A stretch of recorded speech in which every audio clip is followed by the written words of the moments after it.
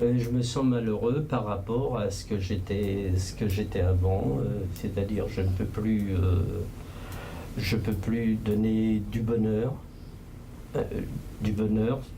parce que... Pourquoi dites-vous que vous ne pouvez plus donner du bonheur? Je suis actuellement dans une situation où je me retrouve seul. Les médecins cherchent à nous soulager, à nous guérir, mais n'ont plus le temps, eux, d'être à l'écoute du patient. Une fois que je sors de chez vous, je me sens mieux. J'ai pas cette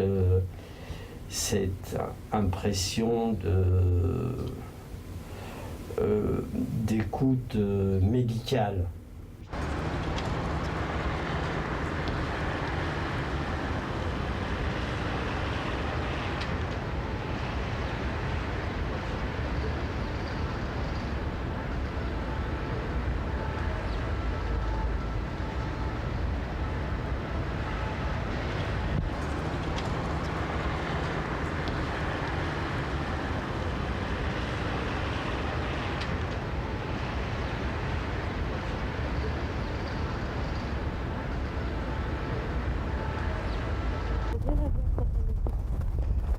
Oui, mais elle est suivie par Brun, les chefs de clinique, par tout le monde déjà.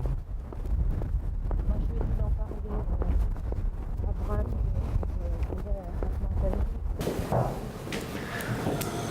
Bonjour Monsieur Gégé.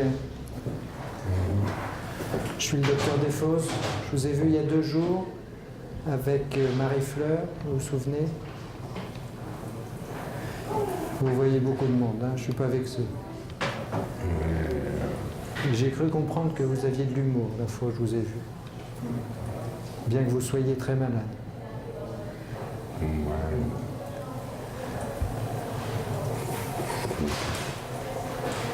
Ouf, oui. Il y a 3 jours, vous aviez une douleur qui était importante ici au niveau de l'épaule. Et en touchant par ici, ça faisait mal. Toujours. Est-ce que c'est une douleur qui est continue ou est-ce que c'est seulement quand on vous bouge ou à certains moments que ça vient? Quand on vous bouge. Tout de suite, par exemple, sans bouger, vous n'avez pas mal du tout. D'accord. La nuit, est-ce que vous êtes réveillé par des douleurs? Quand vous bougez. Il y a quand même souvent des douleurs, j'ai l'impression.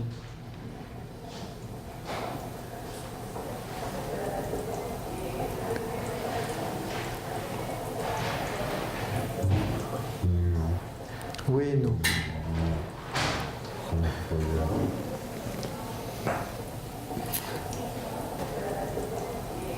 Il est beaucoup plus mal qu'il était la semaine dernière. Il ne bouge plus. Il ne bouge plus de son lit. On l'a assis, mais il a fallu nous pour le faire. Il l'a pas fait seul comme d'habitude. Et il exprime des choses ou pas? Il exprime du chagrin? Il vous dit quelque chose? Oui. De la lassitude de vivre, incontestablement.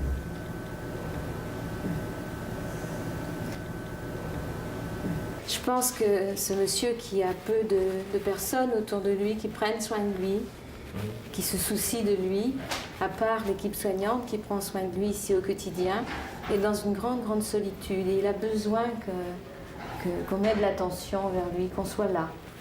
Et ce qu'il demande, c'est qu'on aille à son rythme, parce que quand on le bouge, il a mal quand on mobilise ses articulations. J'ai envie de faire un retour à l'équipe soignante, parce que je pense qu'il faudrait qu'on renouvelle plus souvent les soins de bouche et qu'on aille moins vite dans les soins du corps, qu'elle prenne le temps de l'écouter quand il dit qu'il a mal, parce qu'on ne comprend pas toujours ce qu'il dit du premier coup, et il s'énerve, il aurait besoin qu'on prenne le temps, qu'on vive à son rythme. Donc ça, il faut que j'en parle un peu avec l'équipe. Oui. Il a toujours déambulé dans les couloirs. Jusqu'à peu... Jusqu'à maintenant. Pas jusqu'à maintenant. Oui. mais qu'il puisse demander ce dont il avait besoin, dire s'il avait mal, de ne pas souffrir pour rien, ça ne servait à rien de ne pas dire, et d'utiliser nos mains, parce qu'il ne peut pas faire tout seul. Mais ça, c'est difficile à accepter chez lui. On a du mal à passer de l'autonomie à la dépendance. Mais je crois qu'il est il a besoin qu'on s'occupe de lui. Il a besoin qu'on lui accorde du temps. Je sais que la charge de travail est importante dans l'équipe, mais si on pouvait au moins lui faire 5 à 6 soins de bouche par 24 heures, c'est-à-dire 2 par équipe, il a la langue hyper...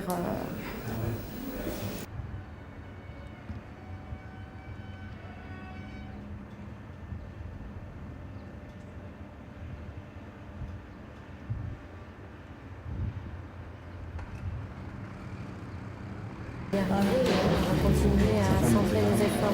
Oui, elle est venue, elle est même restée depuis le matin. Et elle a fait venir ses enfants. Elle était très inquiète, moi elle m'avait dit, elle était très inquiète pour son fils. Tu sais si le fils a pu voir son père? Non, ça s'est passé à 23h. Je sais qu'il l'a vu, mais je ne sais pas comment ça s'est passé. Lui, vendredi, il nous avait dit qu'il espérait vivre encore un moment. Il a compris. Il était conscient encore hier? Hier matin, il l'était, oui. Oui, il était encore conscient. On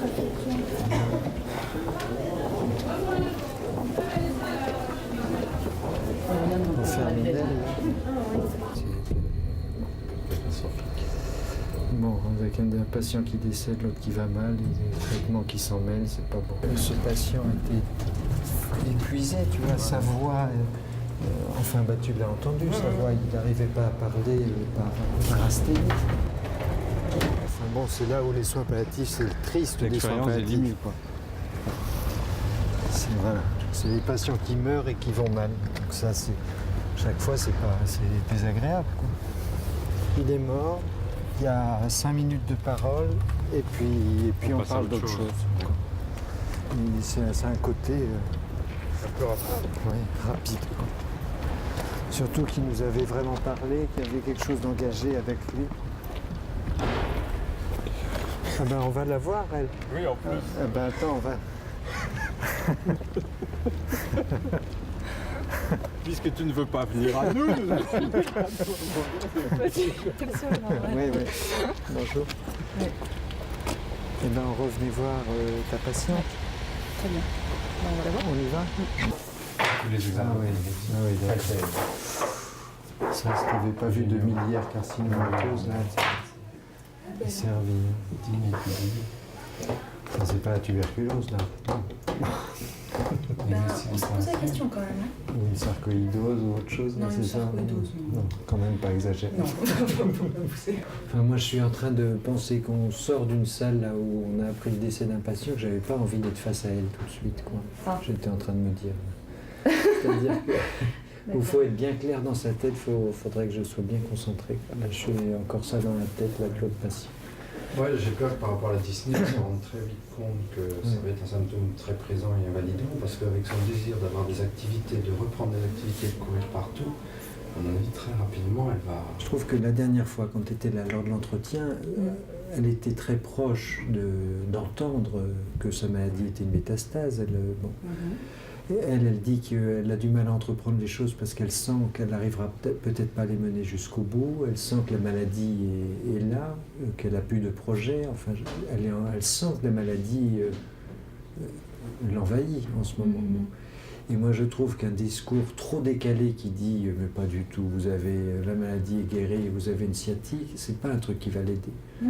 Moi, je crois qu'on peut l'aider que si on a une parole qui approche le fait qu'effectivement, la maladie a un peu évolué, que ça explique sa fatigue, que c'est à cause de sa maladie qu'elle est fatiguée. Bon, moi, c'est ça que je verrais comme issue, parce qu'elle était quasi demandeuse de ça. Mais ça veut dire qu'on est capable de le dire, que ça va bien sûr l'angoisser un peu.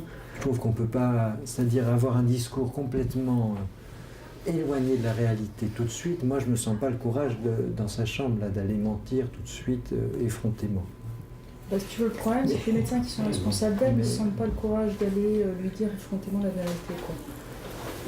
C'est ça qui est un peu difficile. C'est-à-dire que cette effrontément, on peut dire que la maladie, dire que la tumeur a un peu évolue diminué. et que et que concrètement on n'a pas d'espoir de la guérir, Mais c'est pas ça qu'on va dire. non, Oui. c'est pas ça qu'on va lui dire, mais quand même, je veux dire, elle est intelligente, elle sait qu'elle a une Oui. maladie pour laquelle il y a peu d'espoir de guérison, elle a déjà vu en Paris-Match qu'il y avait que 13% de guérison totale.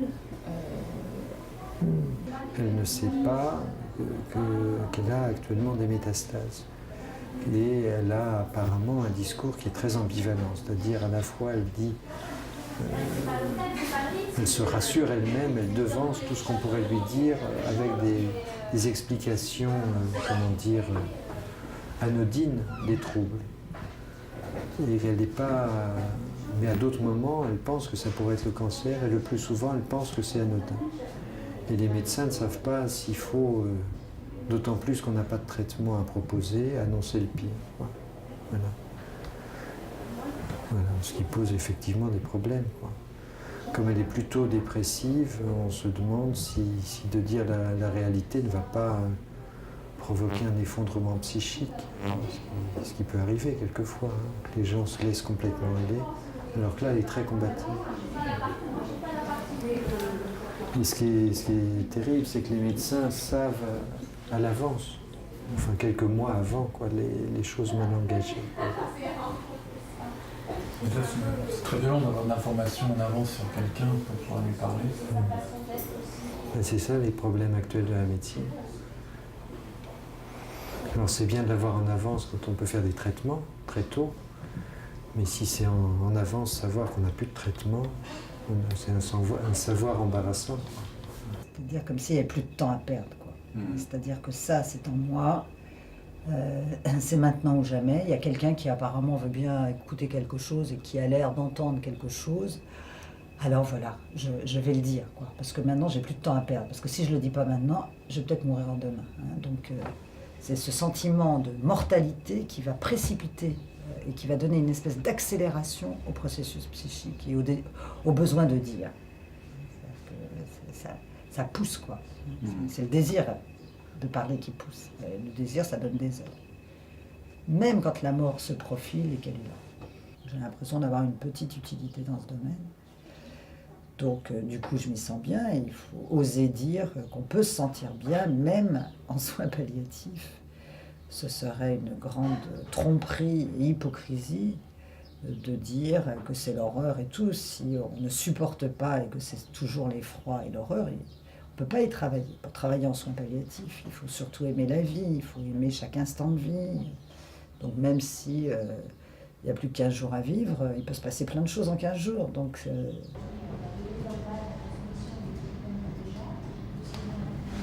Et il y a Tucci qui était hospitalisé ici le soir de Noël.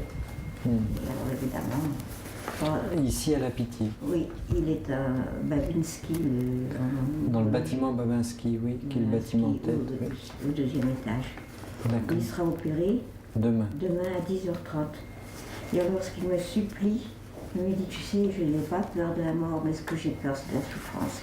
Et ça, il m'en a toujours parlé.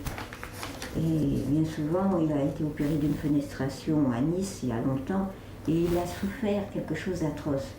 Il me dit, je crois que je n'aurai plus la force de souffrir pareillement, parce qu'on ne l'avait pas tellement soulagé. Voilà, il a peur de la souffrance. Oui, donc c'est ce que vous venez nous demander. Oui, c'est ce que je viens de vous demander. D'accord. Parce que je ne sais pas du tout comment se passe l'opération. On m'a dit que demain, je ne pourrais pas le voir. Ça serait très long. Et je supplie. Bon, avant, on ne faisait pas grand-chose. Souvent, on a demandé, pas pour moi, mais j'ai vu des parentes disparaître, mon frère, et c'était atroce. Excusez-moi. Parce qu'il est très lucide, alors il nous prépare beaucoup de choses. Quoi qu'il ne sache pas qu'il est une tumeur, on lui a dit que c'était un édème, il a un édème. Qu'est-ce qui vous dit, votre mari? Il me dit, enfin, il nous prépare pour les papiers, tout ça, parce qu'il me dit, on ne sait jamais comment je ressortirai de cette opération. Il a très peur. Il ne le montre pas, mais il a très peur. Mais il a la foi, il est très croyant. Et ça l'aide. Mais enfin, je me dis que c'est un réflexe sain que votre mari a. Il Oui, dit il il faut régler Oui. ses papiers. Absolument, ça, oui. Oui, il est vraiment... Il est courageux, puis il est lucide, il est... Pour Mais ça ne veut pas dire qu'il... J'ai peur qu'il s'en sorte comme... Je sais pas, on m'a tellement fait peur. Il y a des... La famille m'ont dit, oh, ça peut être un légume ou des choses comme ça. Qu'il ait plus de conscience. Enfin, je trouve ça terrible. Écoutez, il faut vous dire que les neurochirurgiens ont fait énormément de progrès. Oui. Qu'on ne se lance pas dans une chirurgie hasardeuse. Si on le fait uniquement s'il y a un bénéfice pour le patient. Alors c'est vrai que l'opération du cerveau reste oui, bien sûr, très difficile, mais enfin, il y a la plus grande vigilance de la part des neurochirurgiens de ne pas faire de gestes inconsidérés. Alors en plus, il y a sûrement un intérêt à faire cette chirurgie pour qu'on puisse faire d'autres traitements après, des rayons, de la chimiothérapie, etc. Enfin, moi j'ai vu beaucoup de patients ici qui ont été opérés, qui sont bien sûr... Évidemment, il a 76 ans, il a l'âge. Mais enfin, il est solide. Bon, j'ai confiance, puis des fois j'ai quand même peur. Ben, je comprends. Oui.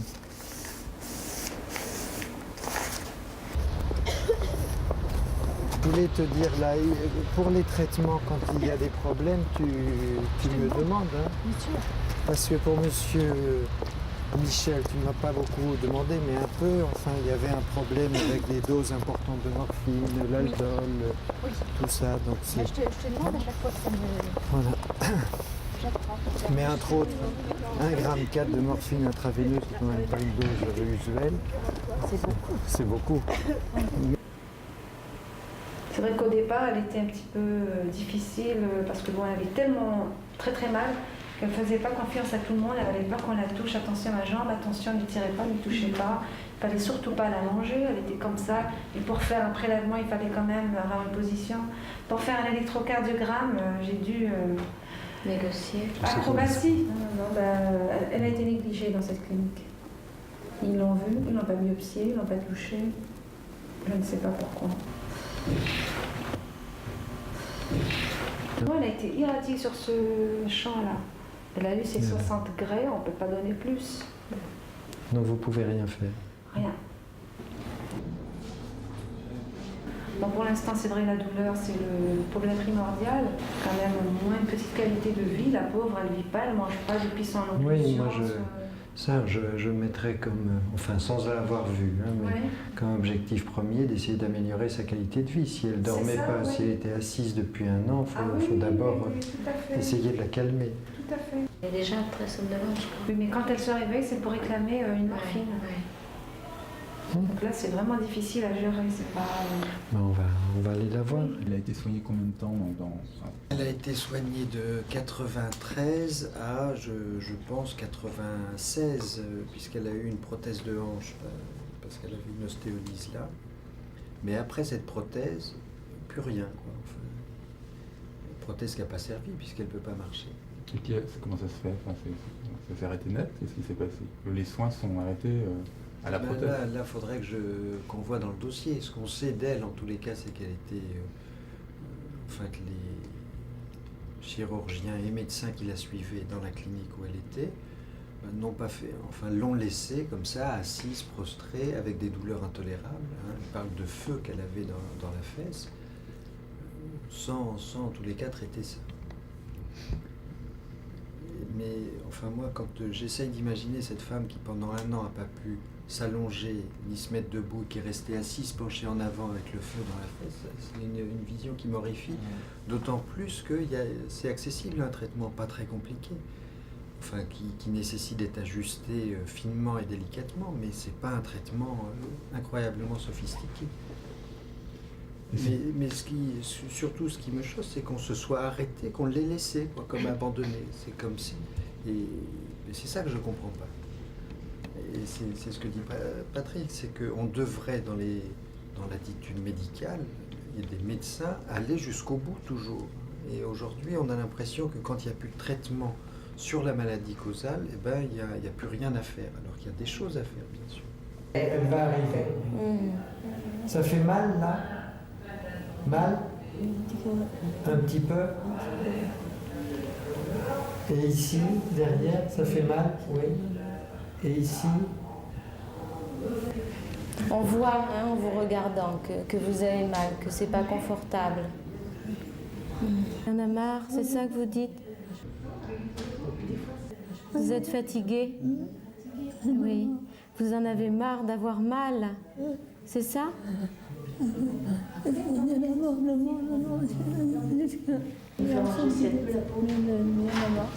en a marre. De quoi vous avez le plus marre? Qu'est-ce qui est le plus difficile? La douleur? Comment? D'être toujours à l'hôpital? Oui, c'est ça qui est difficile. Oui. Vous voudriez être à la maison? Ça vous dégoûte? L'aide-soignante, elle est très touchée de vous voir pleurer. Ça lui fait aussi de la peine, elle a envie de vous aider.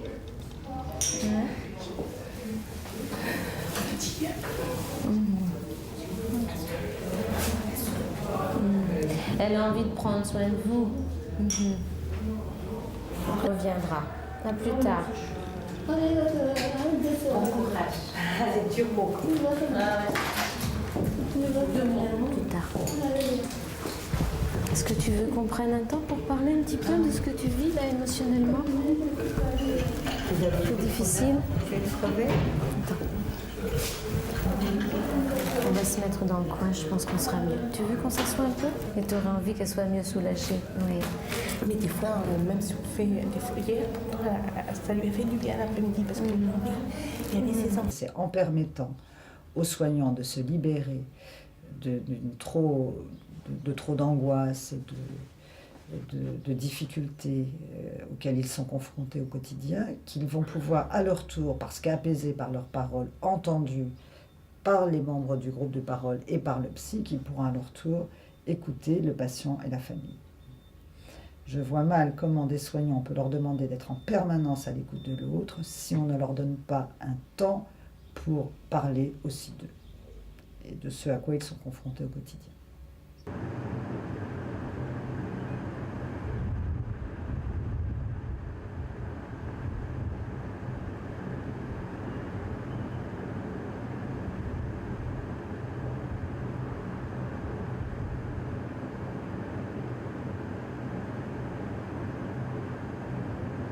C'est des choses qui vous arrivent comme ça, vous ne les avez pas cherchées, elles vous arrivent dans la figure, elles vous arrivent dans le corps, ça va être des souffrances continuelles. Avant que les traitements, avant que les interventions chirurgicales ne fassent du bien. C'est pas juste ça. C'est un peu un agacement, c'est un peu un sentiment d'injustice que j'ai toujours eu vis-à-vis de la douleur. Ça dérange votre vie. Ça a dérangé votre... Ça a dérangé ma vie, ça a dérangé... ça a foutu tout en l'air. Vous cherchez du sens. Pourquoi ça survient une maladie dans la vie des gens? Comme vous êtes directement confronté, vous vous demandez pourquoi. Parfois oui. Je me demande pourquoi les uns et pourquoi pas les autres. Ouais. Quand quelqu'un vous dit qu'il a mal, ne pensez pas tout de suite que c'est de la comédie, ne pensez pas tout de suite qu'il veut vous enquiquiner, ne pensez il a mal, la personne qui dit qu'elle a mal. On ne dit pas ça pour le plaisir de déranger, d'enquiquiner le personnel soignant. On a mal, on ne sait pas comment il faut faire. Si on savait, on n'aurait pas besoin d'eux. Je suis toujours épatée de voir comment chacun fait pour gérer ce qui lui arrive. Et peut-être notre travail, c'est justement d'arriver à sentir cette différenciation entre eux et nous, pour chacun des patients, d'accepter que chacun va vivre ça à sa manière. Et quoi qu'il fasse, il fait du mieux qu'il peut. Enfin, c'est un peu de la théorie que j'amène quand je dis ça, puisque je le dis aussi en théorie quand je fais des formations. Mais je trouve que la difficulté de chacun de nous et des soignants, c'est d'accepter les patients tels qu'ils sont. On est complètement parasité par toutes sortes de jugements, d'identifications. Voilà. Donc moi, je suis toujours touchée. Mais j'essaye que ça ne s'arrête pas pile à l'intérieur de moi, quoi. Il faut absolument que ça ressorte après d'une autre manière.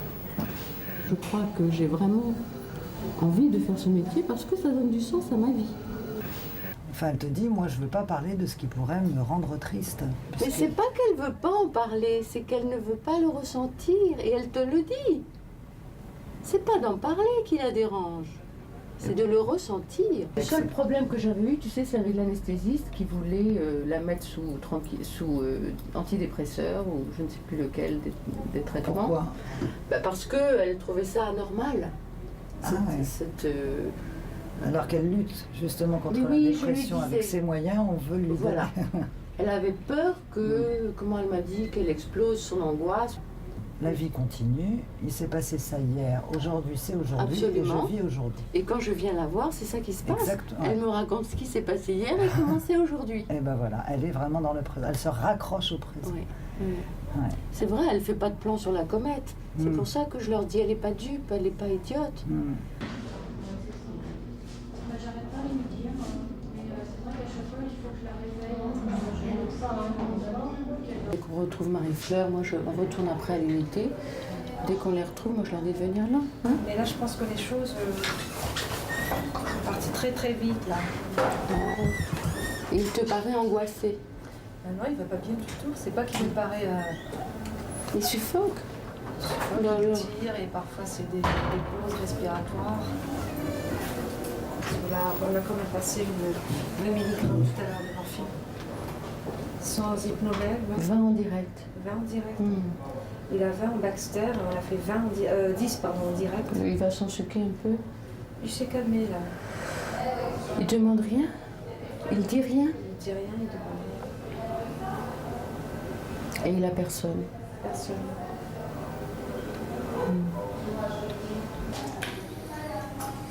Oui, voilà.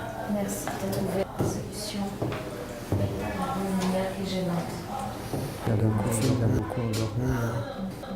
Ils ont mis ça, on avait dit. Il n'y a pas eu d'augmentation. Il y a les mêmes doses, Il y a c'est juste 30 5 mg. Non, 20 mg de morphine.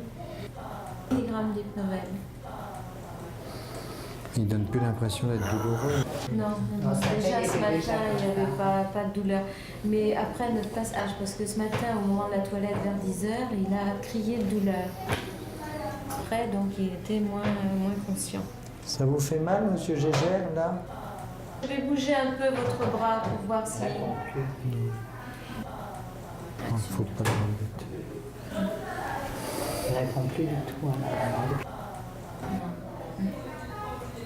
C'est à peu près depuis 10h30, 11h. Ben, il répond pas. Faut qu'on le laisse trop. Mais il a le visage plus détendu que ce matin même. Beaucoup plus paisible. Et sa respiration est quand même moins douloureuse, moins pénible.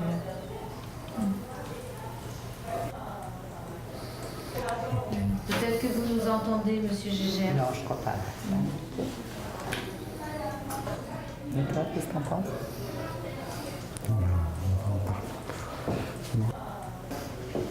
Au revoir, monsieur Gégel. Non, plutôt que dans le noir foncé. Je préfère lui laisser un peu de Peut-être lumière. la lumière qui est au-dessus, non? Eh bien, elle est plus grande. Non, elle est plus brûlante. Au revoir, monsieur Gégel. Je vais parler de malades qui sont encore morts. Pas beaucoup moins.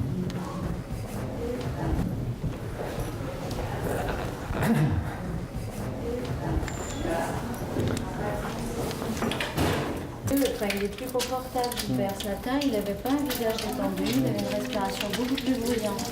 Mais il est en train de mourir, ça, je suis d'accord avec toi. Mais c'est ça. Pour moi, je le sens plus paisible. Oui, ben, on sent qu'il meurt doucement.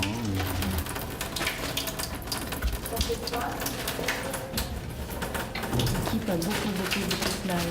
Comment? L'équipe a beaucoup de mal avec... Monsieur Gégel? Oui. En tous les cas, il ne souffre pas. Quoi. Bon, je prends le manteau, on va y aller. Enfin, moi, je vais y aller. c'est le plus difficile en fait pour nous tous, hein. C'est qu'on confond une demande avec un appel. C'est-à-dire quand quelqu'un dit « c'est insupportable, je veux mourir », bien sûr qu'il faut l'entendre, parce que ce qu'il dit est vrai, est juste. Et il n'y a aucune raison de ne pas croire ce qu'il dit. Mais quand il le dit, le plus souvent, et vraiment ça, vraiment j'ai pu m'en rendre compte au fil de toutes ces années, c'est vraiment « entendez combien ce que je vis est insupportable ». Entendez-le vraiment. C'est un appel au secours d'écoute de ce moment insupportable. Mais ça n'est certainement pas passer à l'acte. Ça n'est certainement pas tuer moi. Sûrement pas. Quand quelqu'un dit c'est insupportable, j'en peux plus, il est peut-être en train de dire essayer de faire en sorte de redonner du sens à ce que je vis et de faire que ça soit peut-être moins insupportable. Mettre des mots sur du non-sens, c'est peut-être l'ultime moyen de donner du sens à ce qu'on traverse. C'est insupportable, c'est difficile, c'est du non-sens, mais il y a au moins quelqu'un qui peut accueillir mes paroles de non-sens de vie. Donc c'est déjà en fait ce qu'il peut y avoir de moins pire. L'horreur, c'est quand on voit dans le regard de l'autre la tristesse, le désespoir, et qu'en plus il n'y a pas de mots, quoi.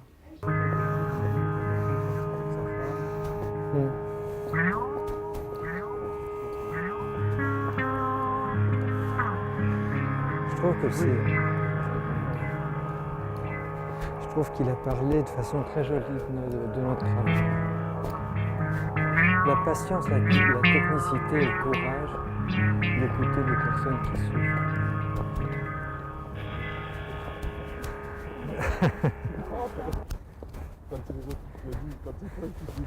Non. Oui, tu sais, avec Catherine, non, tu n'étais pas là, le malade de neurologie. On va à l'hôpital maritime de Berck. On y va sur l'appel du chef de service qui a en charge des patients très dépendants, le plus souvent à la suite de maladies neurologiques chroniques, type sclérose latérale amyotrophique, sclérose en plaques, etc., et qui ont une évolution irréversible, avec des problèmes psychologiques graves, dont certains, on sait, ont demandé à mourir, donc volontairement, alors qu'ils ne peuvent plus réaliser le geste. Ils nous appellent parce qu'ils n'ont pas d'équipe de soins palliatifs et donc ils voudraient avoir un échange avec nous sur les soins de ces patients en fin de vie, enfin, ou dans des vies si extrêmes ou si particulières. Le travail qu'on a fait, ça a toujours été un travail général, c'est-à-dire le droit des gens dans sa situation, c'est-à-dire totalement handicapés d'une part et totalement et parfaitement conscients, de pouvoir un jour exprimer leur choix. Il a publié des lettres dans Le Monde, il a écrit à des tas de gens en disant son désir de mourir. Et quasiment on était arrivé à un moment, un équilibre qui faisait qu'il vivait pour avoir le droit de mourir. Et il le dit comme ça. Mais il le dit, alors c'est difficile parce qu'il le dit lettre par lettre, hein, donc c'est long. Ah oui, lui, il le dit très clairement. Il l'écrit. Hein. Il l'écrit. Ah, il l'écrit. Il dit. Ah non, il l'écrit. Il avait publié une lettre dans Le Monde disant je peux pas vivre comme ça. On vient me voir à l'hôpital. Ma femme vient me voir comme si j'étais un divorcé avec les enfants. Enfin, et puis il y a des mots qui sont forts. Elle était très poignante, hein, sa lettre. Et il a récidivé. Moi, il m'a envoyé des lettres. J'ai du mal à lire. Hein. La réflexion qu'il y a autour des états végétatifs, c'est rien à côté de ces gens parfaits. 40 ans. Il est dans cet état depuis combien de temps? Ça va faire 2 ans. Lui. Et depuis 2 ans, il est dans cette revendication. Et il l'a toujours été. Toujours. C'est un sujet auquel j'ai envie de réfléchir. Et je trouve que les soins palliatifs ont à réfléchir beaucoup là-dessus. Donc moi, je viens avec l'envie de réfléchir ici. Et je conçois qu'il y ait des situations qui soient plus que troublantes, où effectivement on ait l'impression que la seule solution est qu'effectivement on aide ces personnes à mourir. Enfin, je le conçois. Je suis bien d'accord sur la réticence, parce que moi j'ai vécu il y a 20 ans dans les hôpitaux où on s'amusait effectivement, dès que les gens n'allaient pas bien, on leur foutait un cocktail d'éthique ou des choses comme ça. Et que l'arrivée des soins palliatifs a été quand même vraiment quelque chose d'important, parce qu'on était dans une pleine dérive. Il se dire qu'après tout, la plupart des gens qui souffrent n'ont pas forcément envie de mourir, ils ont surtout envie de ne pas souffrir, que dans bon nombre de cas, effectivement, en soulageant la souffrance, on fait disparaître la demande de mourir. Ça, c'est important. Effectivement, ce qu'un malade peut demander pour lui, et puis il y a la loi en général. Oui. Alors, moi, je viens ici avec un a priori que je peux dire, qui peut tomber, qui est que je me demande si ce que vous vivez ici, qui me paraît extraordinaire, a valeur générale. C'est-à-dire, est-ce qu'on peut faire des lois à partir de situations extrêmes? Mais je crois que c'est une vraie question. Je crois que c'est une vraie question, mais rare. Bon, c'est pour ça que je dissocie un peu le problème de la légalisation de la réponse à ces personnes. Ce que je n'arrive pas à comprendre, c'est en quoi. Pourquoi le fait de légiférer pourrait être une aide? Tu vois, c'est ça. En quoi ça pourrait être une aide? Parce que je me dis, si je le fais tout seul, je prends une responsabilité un peu abusive vis-à-vis d'un certain nombre de personnes. Et que moi aussi, je serais capable de prendre des décisions tout seul. Mais je trouve que c'est pas normal. Je trouve que c'est pas normal parce que c'est vraiment soumettre les individus au hasard des rencontres. Et c'est pas reconnaître un droit à certains individus, mais dans des cas très particuliers. Moi, je me souviens de longues conversations que j'ai eues avec un patient. Oui, il s'appelait Michel. C'est de savoir transgresser. Oui, mais c'est pas de ma liberté dont il est question, c'est la liberté des malades, de ces malades particuliers. On est en charge de ça, et si nous on a une liberté, je sais pas, on peut sortir de ce qu'on a appris. Je suis bien d'accord, j'ai su le faire quand il fallait le faire, mais il n'empêche que selon l'endroit où un patient dans cette situation tombe, il va pouvoir avoir cette liberté de ne pas l'avoir. Et c'est ça qui ne me semble pas normal. C'est soumettre des malades à l'arbitraire de certaines rencontres. Lorsqu'il y a des demandes de mort, c'est le plus souvent lié à des souffrances, à de l'abandon thérapeutique ou à de l'isolement social, bon, etc. Et qu'il y a des réponses à ça qui sont sociales et médicales, de prise en charge des patients. Alors, et il y a des cas extrêmes, mais je me demande si ces cas extrêmes justifient de remettre en question toute une démarche de santé publique. Théoriquement, 19 celle-là.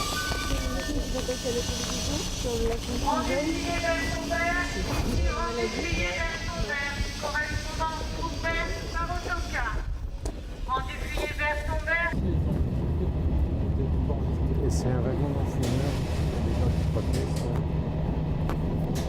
Il me semble que la médecine les médecins doivent beaucoup réfléchir aux conditions dans lesquelles on peut décider d'arrêter certaines thérapeutiques qui n'ont plus de bénéfices. Je crois qu'effectivement, il y a un certain nombre de traitements qui sont faits sans qu'il y ait une réflexion, une décision mûrie de façon collectivement. Je crois que c'est sur les modes de prise de décision, de mettre des traitements dans des phases avancées de maladie ou d'arrêter des traitements qu'on a des progrès à faire. Et là, c'est un domaine, moi, qui me paraît intéressant. Mais le fait de dire que c'est une euthanasie, même passive, fausse les choses parce que dans euthanasie, on entend le fait de souhaiter la mort de l'autre, sans rien faire comme ça. Quand un médecin décide de ne pas faire un traitement, il ne souhaite pas la mort de l'autre. Simplement, il pense qu'il n'y a pas de bénéfice pour le malade et pour la famille de faire perdurer une situation où il y a d'inconfort, où il y a coma, où il n'y a pas de communication, où il n'y a pas de bénéfice pour personne. Donc il me semble que c'est du courage et de la responsabilité de le faire. Enfin, en tous les cas, c'est de la responsabilité soignante de décider de mettre un traitement ou de l'enlever. Le fait de souhaiter la mort de quelqu'un, c'est pas du soin. Le fait de dire une dialyse est-elle utile, une greffe est-elle utile, c'est une responsabilité de soignant.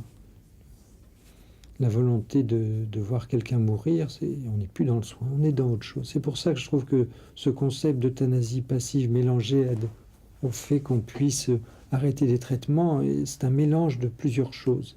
C'est pas un bon concept. L'euthanasie active, c'est clair, c'est le souhait que l'autre meure par injection d'un produit. Sur l'euthanasie active, la loi est simple, c'est-à-dire que c'est un meurtre aujourd'hui c'est le fait de tuer quelqu'un, d'injecter un produit, donc c'est un meurtre. Avec préméditation souvent. Donc c'est punissable complètement par la loi.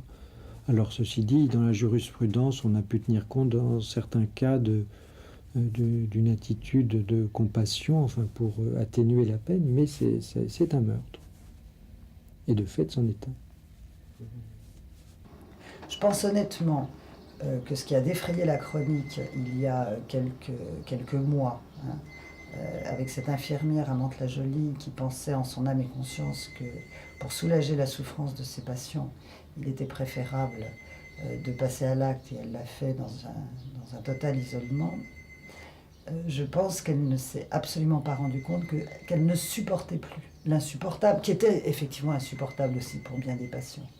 Mais c'est quand même pas à elle de mettre un terme à la souffrance des autres. Parce que, bon.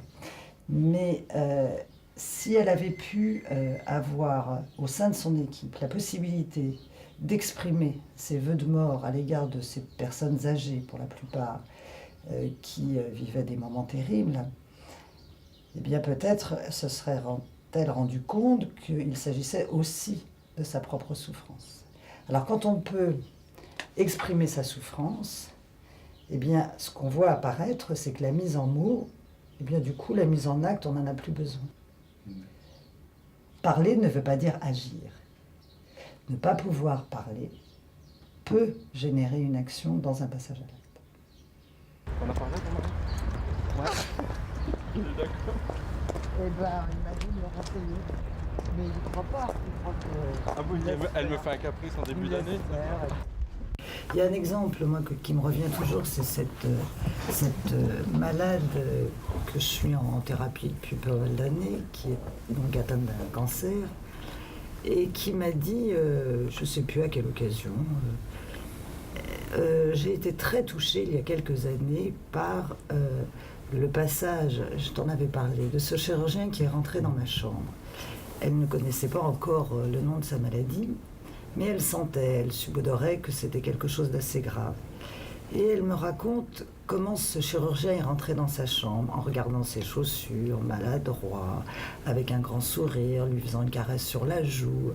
Et elle me dit avec un petit air complice, j'ai tout de suite compris que cette gentillesse exprimait combien j'étais atteinte d'une maladie grave. Mais il fallait que je m'apprivoise à l'idée de ce qu'il ne parvenait pas encore à me dire et à l'idée de ce que je n'étais pas encore capable d'entendre et de ce que je ne voulais pas entendre. Alors je l'ai laissé patauger, maladroit, mais jusqu'à aujourd'hui ce chirurgien, eh ben, je l'aime bien parce que j'ai compris une seule chose et il n'y avait que ça d'important, c'est que la gravité de ma maladie ne lui était pas indifférente. Mais c'est vrai que moi dans mes questions quand j'ai appris, ça allait jamais jusqu'à la mort. Ça va jamais jusqu'à la fin de vie. On s'arrête aux différentes formes de maladies, aux différentes formes de traitement, tant qu'ils sont actifs, mais on va jamais sur traitement de la phase avancée des maladies et la phase finale. Comment réfléchir, comment penser, comment organiser la pensée, comment prendre des décisions de groupe. C'est ça l'enjeu en fait. Et jusqu'à maintenant, c'est pas enseigné. Alors bon, il y a des décrets qui sont récents, qui ont 1 an, qui ont 2 ans, mais l'enseignement n'est pas encore bien organisé en France. Enfin, moi, je trouve terrible qu'en 6e année, je commence à m'intéresser à des problèmes de relation avec le malade. Je trouve ça dramatique. En 6e année, on a eu un cours d'1 heure sur la relation médecin-malade. Voilà. Donc là, vous êtes en 6e année. Et Karine, en combien? On est en 4e année. 4e année. Et donc en 2 ans, il y a déjà une génération. Oui. C'est extraordinaire, c'est quand même très très Ils ont introduit l'enseignement d'éthique en 2e année. Ouais. Ah bon? Juste derrière nous. Nous, on a tout raté. Nous, on a attendu 6 ans pour s'entendre dire il faut écouter vos patients et les laisser parler. Voilà. 6 ans, vous avez attendu 6 ans. 6 ans, ouais. On a, et on a fait pas mal de gaffes. Voilà. On a quand même passé 3 ans à l'hôpital avec des patients, à voir des patients tous les matins, en n'ayant qu'une formation technique et sans avoir la moindre idée de. Enfin, si ce n'est sa propre sensibilité. Du contact qu'on devait avoir avec le patient et de la façon dont on pouvait se comporter avec lui. Et c'est évident qu'on a fait des gaffes et des catastrophes et qu'on a dû blesser des gens par maladresse. Du fait de notre stade de développement, entre guillemets, médical, on est relativement arriéré. On se retrouve souvent assez isolé avec notre angoisse et ayant un manque complet de communication avec les autres médecins qui nous entourent, les autres soignants qui nous entourent. Et ici, ça nous donne l'occasion d'être entre nous et de ressentir un peu les mêmes émotions et d'être capable de comprendre les émotions de l'autre et de se les échanger un petit peu, de comprendre les choses entre nous et de la façon dont on réagit.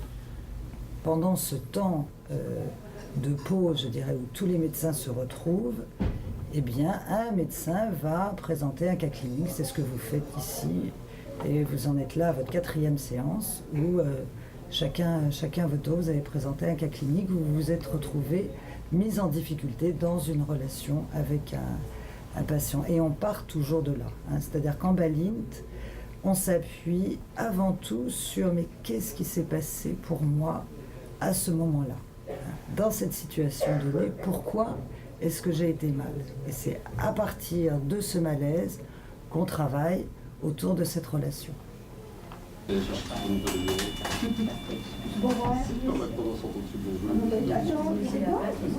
Comment il y a une chaîne dans la souffrance qui se dit à l'un, qui se dit à l'autre, jusqu'à ce que ça se perde dans le sable.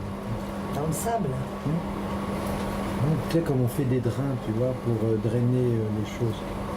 Là, on dit, et puis on répète, et puis des choses comme ça. Faut pas être le dernier. C'est vrai. Enfin, vous pensez qu'il y a besoin qu'on la voie ou pas, Madame Douze? D'accord. Aujourd'hui spécialement. Elle marche pas quand même. Bon. Non, mais je pense bien. Non, puis compte tenu de ses lésions. Oui. Mais c'est très ponctuel. Très supportable, Et quoi. Même, tu vois, elle me dit, je suis pas bien sûre qu'elle est vraiment mal, mais bon. Oui. Oh non, Difficile à mais évaluer. hier, elle était souriante, elle parlait, elle communiquait de mieux en mieux. Elle a dormi, elle est vive, elle est présente, elle sourit. Voilà. Elle est complètement bien équilibrée, quoi. Aujourd'hui, et visiblement, il y avait quelques douleurs à la toilette, mais très peu. Bon. Et je trouve que ça contraste avec le fait qu'elle souffrait depuis 1 an sans être soulagée. Là, en 3 jours, on arrive à trouver un équilibre et une femme qui revit. C'est ça le scandale. On ne peut pas laisser souffrir 1 an quelqu'un. C'est insupportable comme idée. C'est sûrement exceptionnel. Espérons que c'est exceptionnel. La douleur d'une personne est différente de la douleur de son voisin.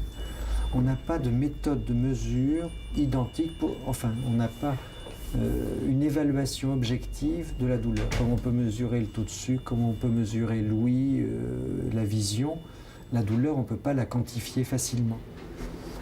Et pour la mesurer, il faut entrer dans une relation subjective. Et toute la médecine actuelle est dans une objectivation, c'est-à-dire on peut mesurer directement et valider ce qu'on fait. Pour le cas de la douleur, non. Donc on est dans une relation au malade qui est différente. On n'a pas de savoir a priori sur la douleur de l'autre. Il faut lui demander. Alors qu'on peut avoir un savoir a priori avec les scanners, IRM et prise de sang sur des maladies, et pas sur la douleur. Donc là, on est dans un retour vers le malade et c'est lui qui sait ce qu'il vit. La douleur, il n'y a que lui qui la connaît, sa douleur. On étudie beaucoup l'expression du visage, les gestes que le patient peut avoir. Est-ce qu'il se protège, est-ce qu'il se défend, est-ce qu'il a peur, est-ce qu'il craint, dans sa façon de parler, dans son vocabulaire. Donc tout ça qui donne des renseignements sur ce que vit un patient. Et puis après, on confronte ce que l'on ressent avec d'autres. Et après, on met des traitements, on réévalue ces traitements. Et c'est comme ça qu'on approche. Qu'est-ce que tu aimes dans ton travail? Les gens. C'est les gens que j'aime bien. Voilà. Les gens m'intéressent. Je crois que ce que j'aime, mais enfin, je suis sûrement pas le seul, et puis je crois que j'aime bien réfléchir aux gens. Je crois que j'aime bien réfléchir aux soins. J'aime bien qu'ils soient adaptés. J'ai pas envie d'être dans un savoir trop répétitif. On a la chance de pouvoir réfléchir et adapter tout ce qu'on fait à chaque personne, ou de s'approcher comme ça des besoins de chaque personne. Moi, je trouve que c'est un grand luxe que de travailler, que d'essayer de connaître et de comprendre les gens. Moi, c'est ça qui m'intéresse.